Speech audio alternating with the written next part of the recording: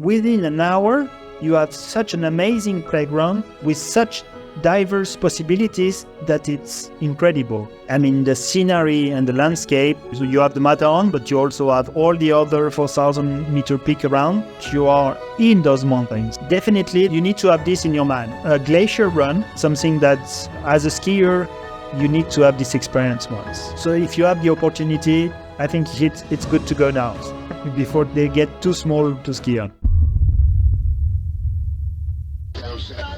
Hi everybody, I'm a mountain guide, Chamonix based, so obviously French. Grew up in Chamonix, kind of I like to call myself a local product. Grew up in the mountains and been a guide for now almost 25 years. Next year will be my 25th years. So I'm kind of an old guide. Even if I'm based in Chamonix, I've been guiding all over the world, doing expedition in Nepal, in Alaska, in Antarctica, in Greenland, a little bit everywhere. Quite a little bit of experience. And I've set up my own company, Nuyama, and we provide like outdoor trips in Europe, mainly around the Mont Blanc, but a little bit further too.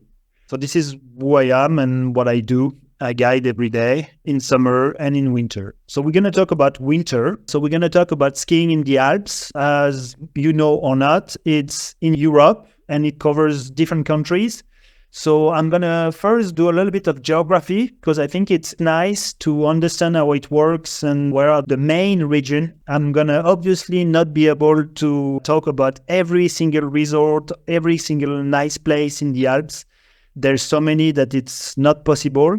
It will take me days, and I think the best thing to do is just to go and check them out.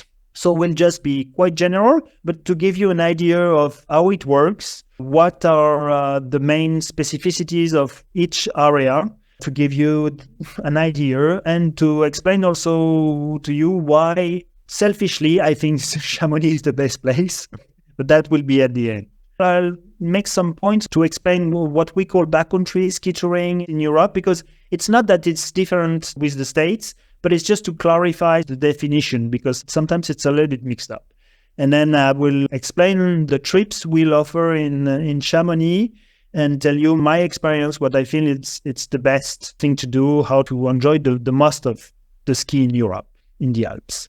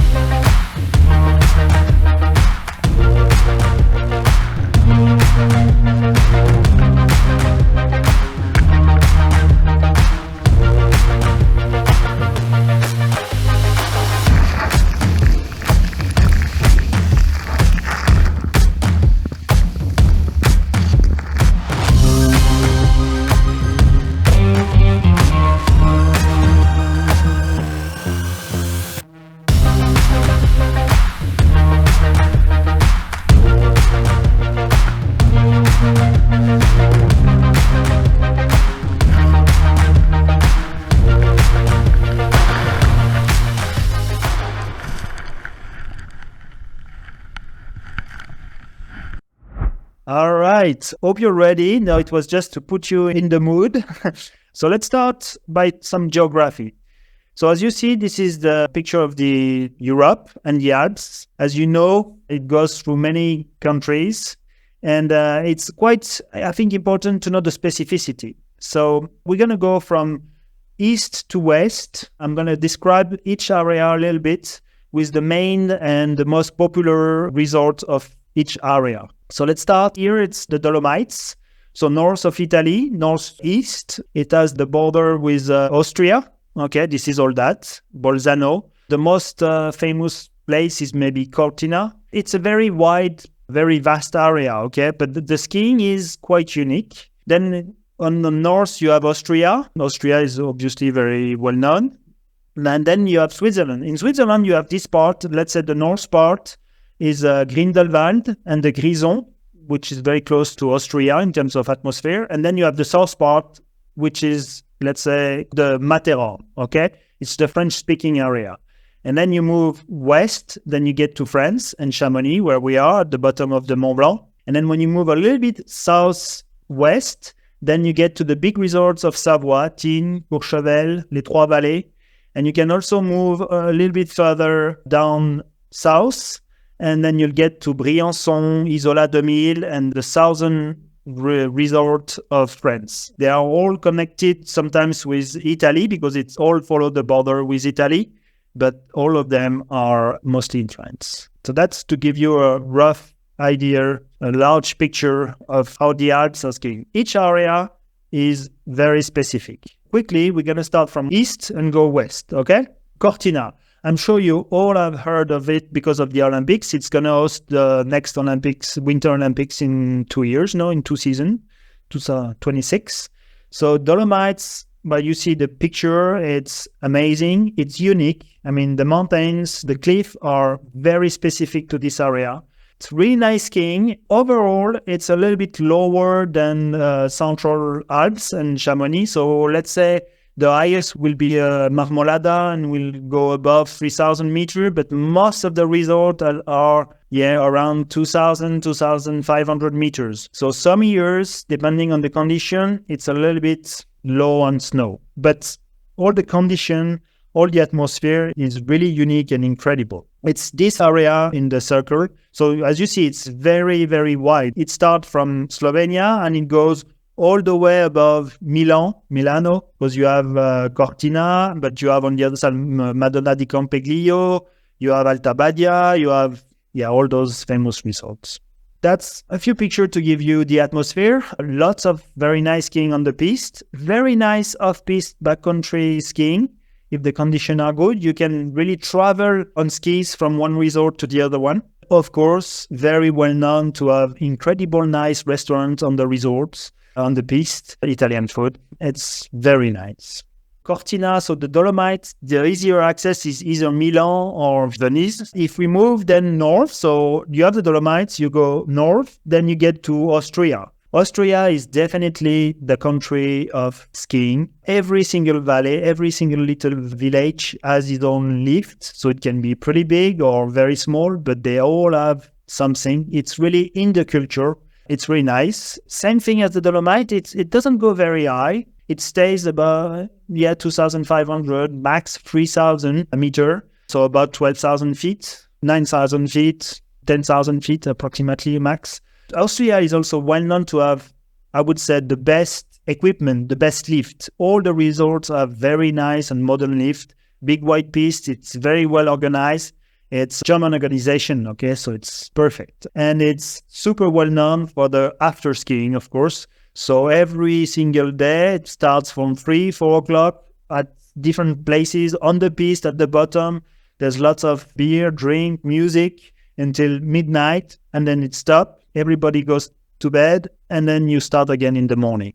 North, as you can see, again, very large. So the most popular places, Innsbruck, okay. But from Innsbruck, you have a very close Kitzbühel, and also Saint-Anton, Spitztal, Zolden, all those areas. They're very popular. This is the kind of landscape. Very good off-piste. There's some places very well known for off-piste. All the villages are very pointed church. It's very, the architecture is very typical. The food also is very typical. Well, it's different from Italy, but sausage, potatoes, and all those things are rusty, and it's very nice. German speaking, but they also all speak English. Not so sure in the little valleys, but it's quite easy. For Austria, the easier access is, I think, Innsbruck, but I don't think there's many direct flight. Otherwise, it's Munich, and then you drive down south and you eat in Austria. Switzerland. So we get closer to my place. I divided it in 2 parts, the, let's say, north part and the south part. So the north part is the German-speaking area. Let's say you have 2 big places. You have the central Switzerland, which is called Grison, which is amazing, not very well known. There are a few big resorts close to the Grison. Andermatt, for example, Angerberg. We could say like Davos are also part of the Grison. But there's also lots of many different places, very quite accessible by train, with lots of options and not so famous. And then if you move a little bit more west, you get to Grindelwald and the Oberland area, which with the highest mountain and higher resorts. So the picture here is Grindelwald. I'm just going to show you. So that's the top circle is the north part, so Grison on the right and Oberland on the left. And the lower circle is the Valais, where we'll talk after. Grindelwald, Andermatt. So we are already talking about higher mountains. Grindelwald is, the picture you see on the left is Eiger. So Eiger, you have the Jungfrau, you have many great places accessible by a train, and the resort is at the bottom of those big mountains. So we talk about skiing. You can ski at almost 4,000 meters over there. There's no glacier skiing, but you can access to very high altitude. The resort is very wide. You have access by train, by lift. Very nice. It's a picture of Andermatt. Andermatt is a bit lower, but same thing. It's a big area. It's in the heart of the Grison, and then you can access by train, a little bit by car. But then it's like you're lost in the middle of the mountains. Not very high, but you see white everywhere around you. Very nice area. And then Zermatt. So we go south, the Rhône Valley, the other side of the Oberland. I'm sure you all know it because you have it in Disneyland. You have your own Matterhorn in the States. Everybody has seen the Matterhorn. It's such a shape. I mean, the shape of the Matterhorn is so famous. It's the south part of Switzerland. Incredible ski, very big area connected to Italy. Not many people know that, but take the left picture. If you go on the left side of the Matterhorn, you go down to Cervinia, and it's connected by ski. It's so big, I don't think you can ski in a week all the piste of this area between Zermatt and Cervinia. It's huge. Maybe the only bad thing is that when you get to Zermatt, it's the end of a valley, you're a little bit stuck there. There's lots of opportunities, but you're a little bit stuck. It's pretty high. The top is 4,000 meters, a little bit less. There's glacier. You can ski on the glacier. There's ski almost all year. I mean, the scenery and the landscape. So you have the Matterhorn, but you also have all the other 4,000 meter peak around called the Royal Couronne that are amazing, just amazing. This is a picture of the other side of the Matterhorn. That's the south face of Matterhorn, and the ski is in Cervinia, so connected to Zermatt. Then if we move closer to France, so Zermatt is the last German of the first, depends how you see it, but let's say if I move from east to west, is the last valley to speak German naturally. They're German speakers. Then after, the valley after, they are French, they speak French. And Verbier is at the end of the valley, very close to France. The mountain you see from this picture at the background are France. So Verbier is a French-speaking valley area, and it's very famous, big resorts. So you have Verbier, and it's connected to 4 different, we call it also the fourth valley, because it's connected to different valleys, and it's huge on piste, but it's obviously very famous for off-piste and free riding. It does the famous freeride competition on the Bec des Rosses for many years. It's a big event there. And then, free riding, it's very popular in Verbier. But there's amazing possibilities on ski touring, backcountry, off-piste. Verbier, that's interesting as off-piste itineraries, kind of secured off-piste, where you can follow some signs, but it's not groomed. And the scenery is incredible. It's not that high. I mean, Montfort is the highest point, and it goes above 3,000 meters. I think it's 3,200, something like this. But then the main altitude of the resort is closer to 2,500, 700. So, but usually they have lots of snow and very, very nice infrastructures. And then after Switzerland, we get to France. That's the circle on your left. The top part of the circle will be Chamonix, so close to the border with Switzerland and Italy. And then when you go down the circle, you go south, and then you go to the big resort of Savoie, and then to Briançon and Isola-2000 next to Nice, where we will host the 2030 Winter Olympics, okay? This is my place. So I'm going to not talk a lot about Chamonix because I will get back after. But iconic Chamonix, it's famous because of the Mont Blanc picture behind the guy in red. Famous for off-piste possibilities. With Grindelwald and Zermatt, Chamonix is one of the 3 main big Alpine cities where you can ski, climb, and do some mountaineering. Then we get to the big resorts of Savoie. So an interesting thing I will talk to you after. So Chamonix, Grindelwald, Zermatt are little village, okay? They have their own life and they have a big history. So that means there used to be lots of people for many years. When we get to Tignes, the Free-Vallée, Val Thorens, those resorts are much higher. So like Tignes is at 2,000 meters. So you ski above 2,000 meters all the time. Mostly the same in Val Thorens and all those resorts. But they were created to ski, okay? They don't have this history. I mean, those cities didn't exist 70 years ago. There was nothing. It's definitely designed to ski. It's ski in, ski out. You get to this place, you are in your hotel, you get out, you put your skis, you ski all day, then you come back with your skis, okay? Very different from Chamonix and some other places I'll talk about. So Savoie, what you need to know, it's very wide piste. It's probably the biggest ski area in the world, the Free Valleys. You can ski and ski on the piste forever. It's huge and it's high, so they get normally good condition, good snow condition. This is a picture, for example, of Val Thorens. You can see that it's all new building in this little part, this little comb. And then from there, you ski to the right, to the left, and then behind, and you change valleys, and you can all do that on your skis. So it's a little bit of a mess to reach the village sometimes. But then when you reach your place, you stay there and ski out.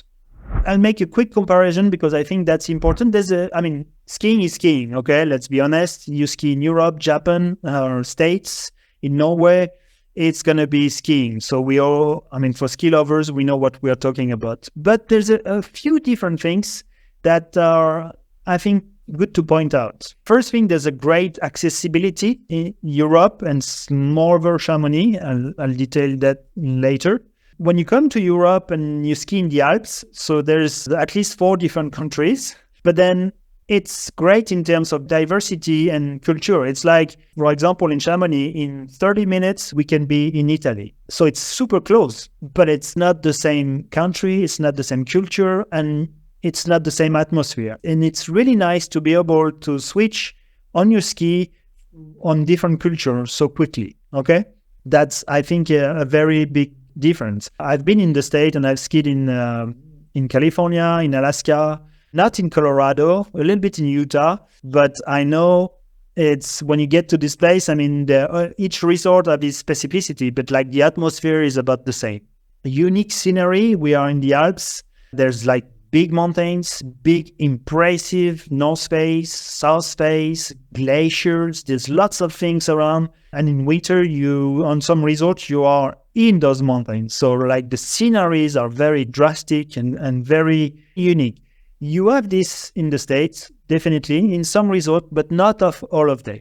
We also have in Europe, the backcountry possibilities are endless, let's say, or not organized the same way, meaning that on the ski resort, you can go off-piste whenever you want. There's no restriction. There's very few rules, except for example, in Italy, there's some areas completely forbidden, which is you have to respect that, otherwise you could be in trouble. But otherwise, how we behave, how it's regulated is when you get out of the piste, you're off-piste, meaning you're on your own responsibility, meaning you need to know what you're doing, where you're going, why, and you need to have the equipment and to have everything connected to your targets. So if you go off-piste, you need your equipment, you need to know where you go, and this is how it works. And you can go at the top. There's no those gates that we can see in the States sometimes. Cheaper, so that's, let's say, more talking about economy, was in the States last spring. Then we went close to Big Sky, Montana.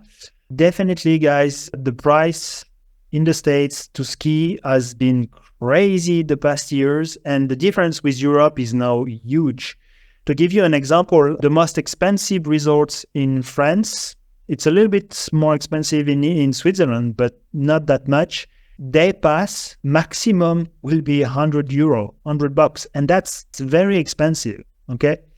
In the States, when I was in Big Sky, like it was 200 something for the day, just crazy. And all that is the same. The food and everything, I think, there's a big difference. So I think if you live from the East Coast, getting to Europe and skiing in Europe must be now cheaper than going to Colorado. Incredible food opportunities, but because of different country, France, you have Italian food, super good, Austrian, Swiss. Yeah, there's lots of diversity and possibilities. And last thing, which is quite unique, I think, in Europe, it's ski on glaciers. You see the picture on the right. It's a picture of Aiguille du Midi above Chamonix. So it's not a ski resort, but in the Alps, from Austria to France, you have different resorts with glaciers. And that is something unique.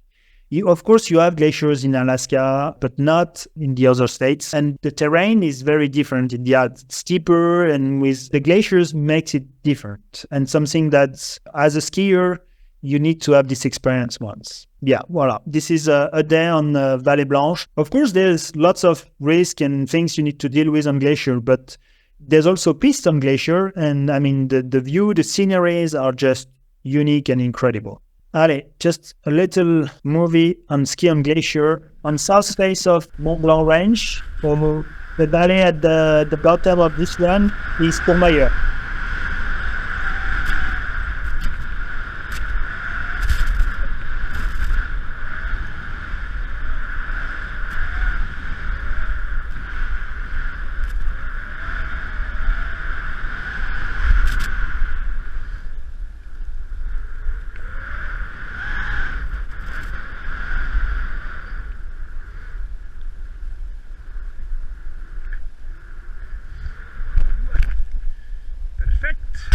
Very quick word about the glaciers. So the left picture was taken at the beginning of the 20th century, and the one on the right, the beginning of the 21st century. It's the same glacier. It's a glacier above Chamonix, Mer de Glace glacier. You cannot really realize the dimension, but you can see that the glacier, the main glacier called Mer de Glace, is definitely lower. That's something I want to point out. We are lucky to have those glaciers, and we are very lucky to be able to ski on them.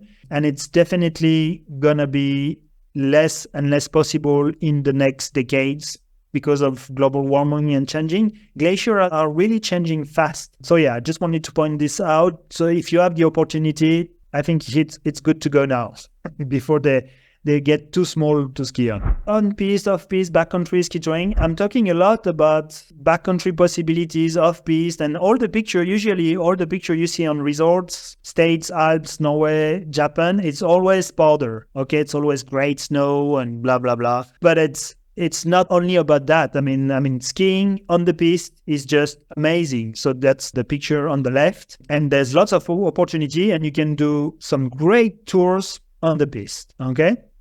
Off-piste is what I told about. It's when you just get out of the groomed part.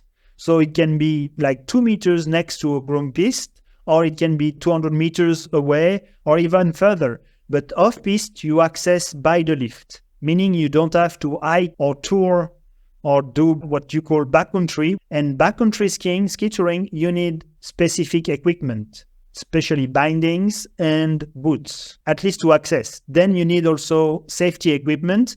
That's another story. I'm not going to talk about that, but then definitely you need to have this in your mind. The trips we propose, sometimes we mix off-piste experience and on-piste experience, and why not backcountry ski touring experience? I mean, all this is up to you and your ski experience and abilities. Don't think someone who is not super comfortable on piste can do some easy ski touring. It's just a question of finding the right place, the right condition. Everything is doable. You can do a 1-hour tour and have a great descent and a great meal, or you can do a 10-hour day tour, be super tired and eat just one snack with half a liter, and both of them will be super happy and have a great experience. And to explain how it works in Europe, this is a picture of the map of Grand Montet Resort in Chamonix. There's 1, 2, 3, 4, 5, 6 lifts. And when you look at it, it's like very small.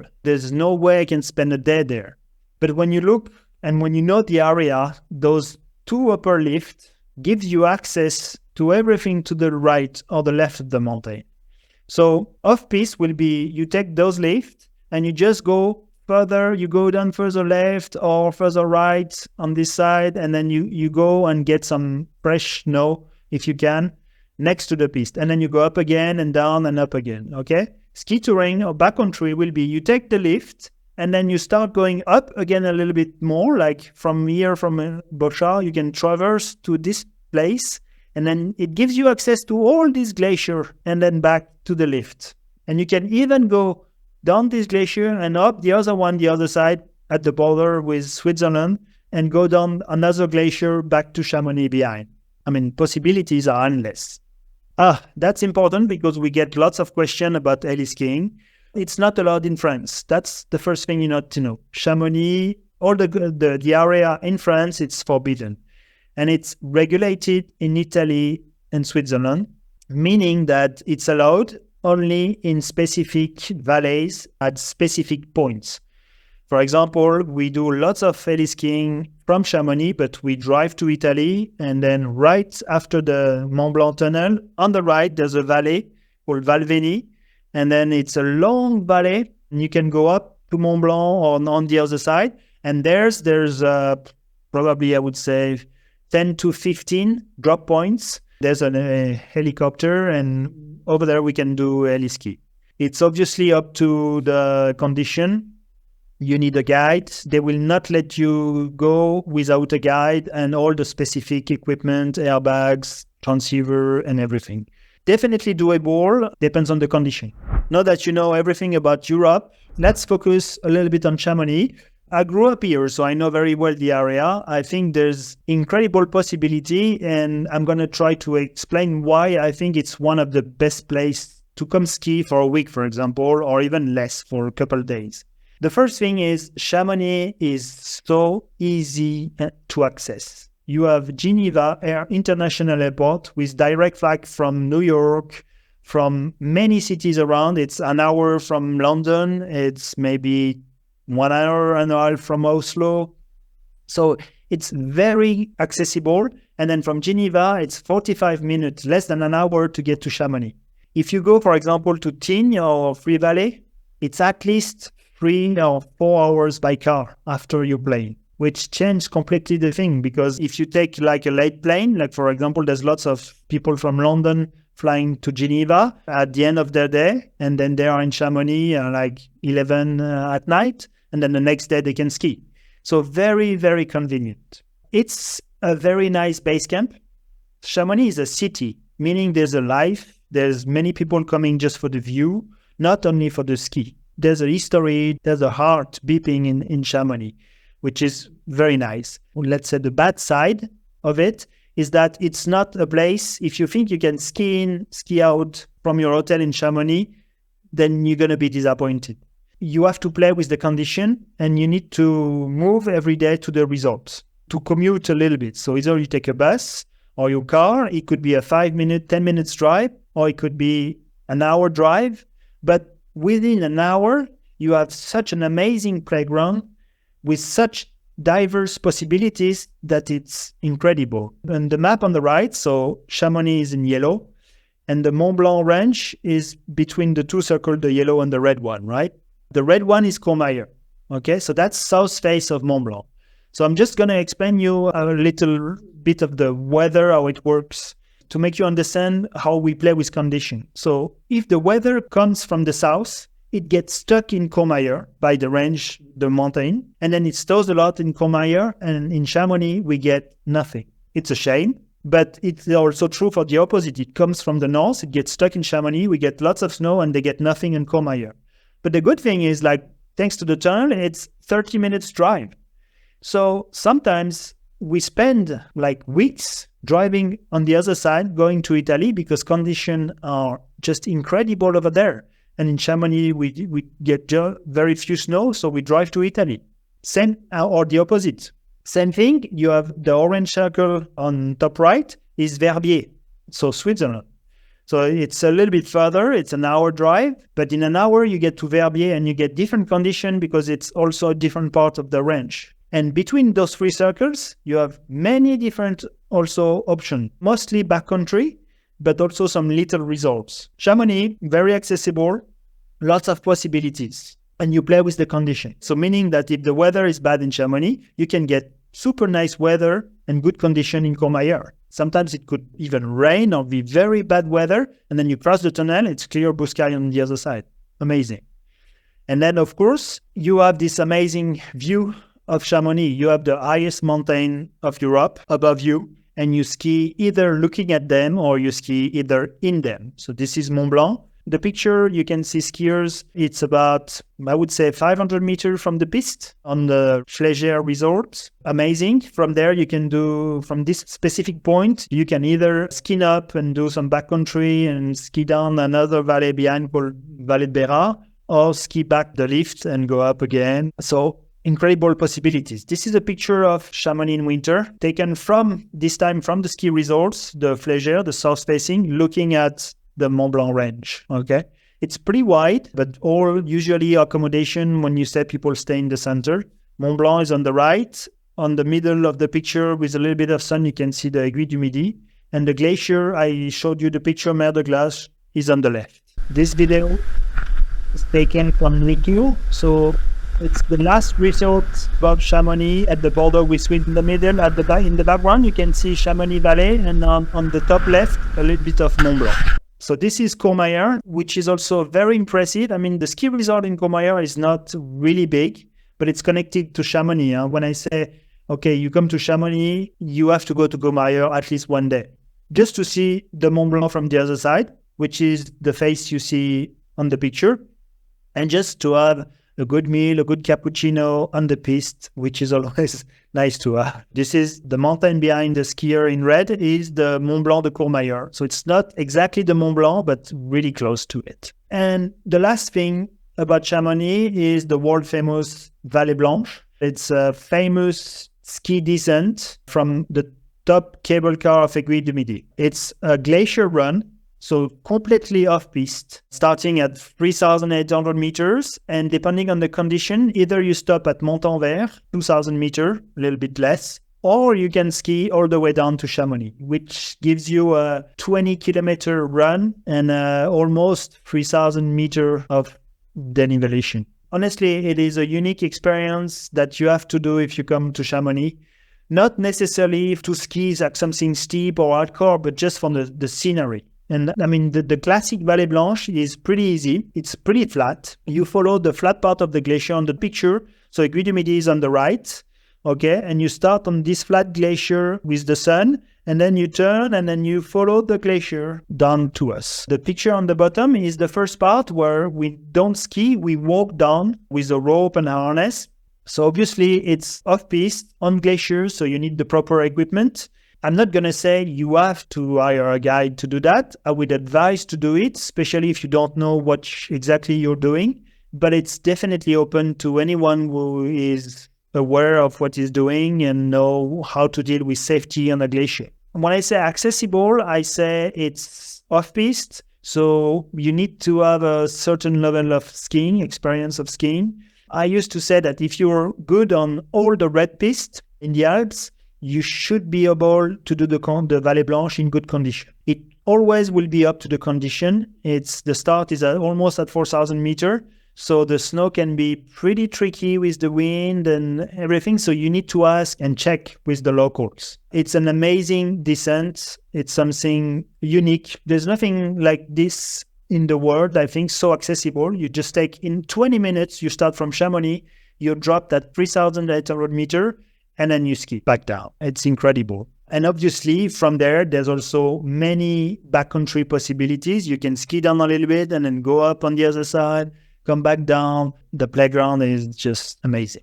Okay, what do we propose for this winter? I'm going to go quick because basically on 57 websites, we set up 4 different offers. The one to the right, guided ski day, is just if you need a guide for one day. So you're in Chamonix, tomorrow there's great condition. You haven't planned to do the Vallee Blanche, but then you think there's great condition. Yeah, just call us and then we'll see if we have a guide available, and then you're going to have a great day. And then the rest, it's a multi-days program. What we propose is to take you to the free countries. This is important, and this is what you need to understand in Chamonix. It's definitely not the place you can come and ski in, ski out. I know I've already said it, but most people being disappointed by Chamonix, they are because they thought it will be skiing and ski out. It's not. So you need every day to figure out where you're going to go, which is, when you don't know the area, it doesn't feel super comfortable. And this is what, as guides, we give you. We decide according to the condition, your experience, where we're going to go every day. And so we have 3 different programs. The one to the left is dedicated to women. We thought it might be nice to have like women ski weeks. It works super well in summer. So obviously, I'm sorry, it's not going to be me the guide. It's a woman guide. We have women ski instructors and guide that will guide those groups. And with a minivan, you will go and ski every day a different country. The purpose is to ski the 3 countries and do the Vallee Blanche if the conditions are good.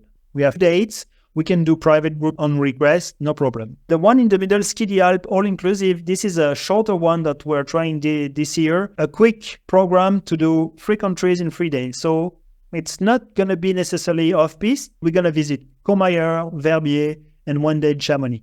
Depending on the condition, we'll do this country first or this one first. And if it's great condition and if the group can, we'll do some off-piste. And you have the dates. It's all inclusive. The hotel is booked. Everything is ready to go. And then the last one, Ski the Alps, the 5 days. There's no accommodation. It's just, let's say, the logistic guide, the transfer with a van and the ski pass. And then we take care of you where you have booked the place. And then we take you to every places. Every morning we decide and then we go. Obviously, this is in Chamonix because in Chamonix, there's the specificity of the 3 countries very close to each other and all those off-piste possibilities. But we can also arrange something in Zermatt or in Grindelwald or wherever you want to go in Cervinia, and this is doable. So a specific day will be like this. The evening before we start, we'll have a meeting, check up the condition, check up your gear. This is something, let's make a little point about the gear. You can rent your skis and your ski boots in Chamonix. There is absolutely no problem.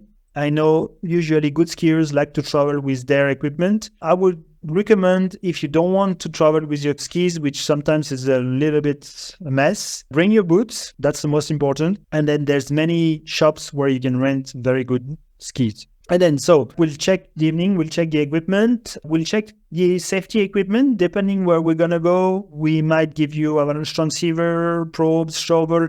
Let's be honest, we won't use it, but I think it's part of our education as a guide.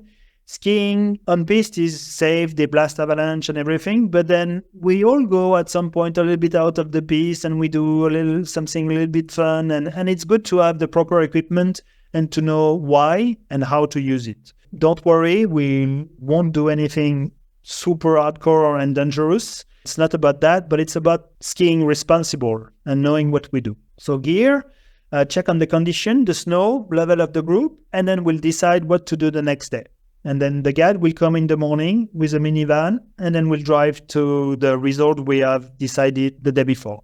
That's more or less how it is. The day is never a full day, like if you want to stop or if you want to come back home earlier because you're tired, blah, blah. It's always doable. There's no problem, and we arrange everything. And when you get to Courmayeur and Verbier, we'll also advise to the best place to have lunch. We usually have our little nice place to go. A word about the Icon Pass. I'm sure many of you has heard of it or maybe has bought it. So Chamonix is included in the Icon Pass, but not all the lift, which is an interesting point. So this is the Chamonix ski resort with the ski pass. To give you an example, what we call the unlimited Chamonix ski pass is the circle in red. It goes to Courmayeur, and it goes even to Switzerland, to Crans-Montana. So with this pass, you can go everywhere. The Icon Pass just includes the green circle in the middle, meaning the 4 classic ski resorts in the valley, in the Chamonix Valley: Brévent, Flégère, Le Tour, and Grand Montet. Aiguille du Midi is not included. Montanvert is not included. If you go to Courmayeur, it's not included. If you have the Icon Pass, it's great. You can have access of some of the resort, but not all of them, which is in our price. We have included everything to make sure you can go everywhere. But you also, at the bottom of the map, you have Megève and Saint-Gervais area. Megève is, in terms of skiing, it's nice skiing, but it's more skiing in the trees. And Megève is kind of also nice for the history. It was one of the first resort ski area to be created. I mean, the Rochebrune cable car was the first one in France 90 years ago. It's kind of nice to go, to have the possibility to go there. And same thing, it's 30 minutes by car from Chamonix. And voila, I think talked a lot.